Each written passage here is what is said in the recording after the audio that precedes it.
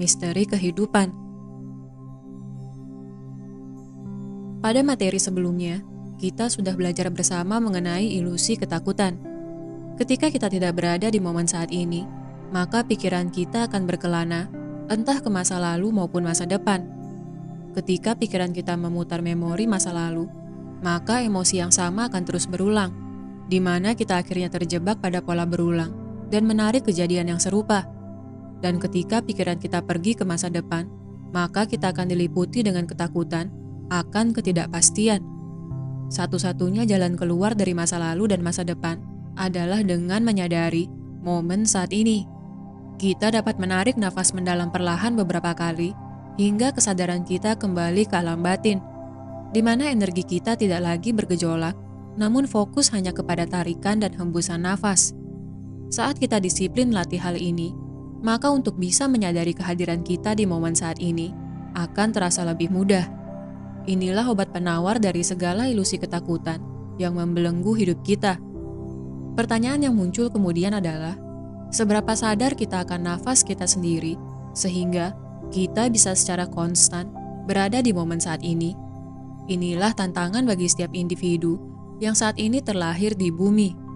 Ketika kita masih belum terlatih melakukan harmonisasi energi diri, maka pikiran kita adalah ibarat kera yang melompat ke sana kemari.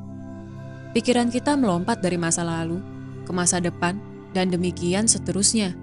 Kita menjadi stres karena kita bahkan tidak bisa berdamai dengan kera yang merupakan lapisan energi mental kita sendiri.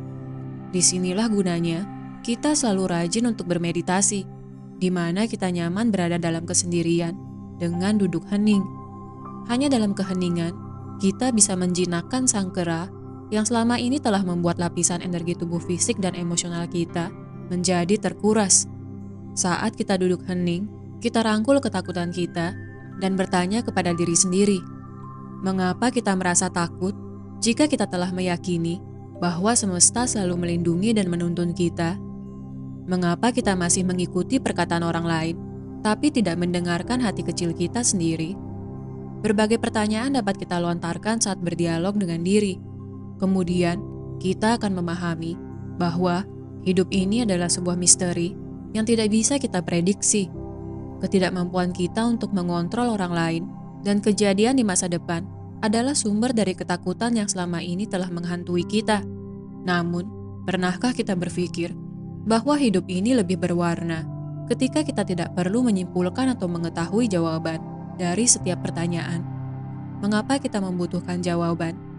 Bukankah hanya dengan kejernihan pikiran, seluruh jawaban telah hadir, di mana kebebasan adalah kondisi yang tidak membatasi pertanyaan dengan sebuah jawaban spesifik? Kebenaran bersifat relatif atau semu. Satu-satunya yang nyata hanyalah Yang Maha Kuasa.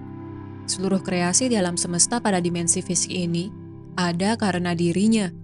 Kemudian, mengapa kita membutuhkan jawaban akan masa depan ketika semuanya telah diatur olehnya? Apakah kita perlu meragukan ketepatan waktu ilahi?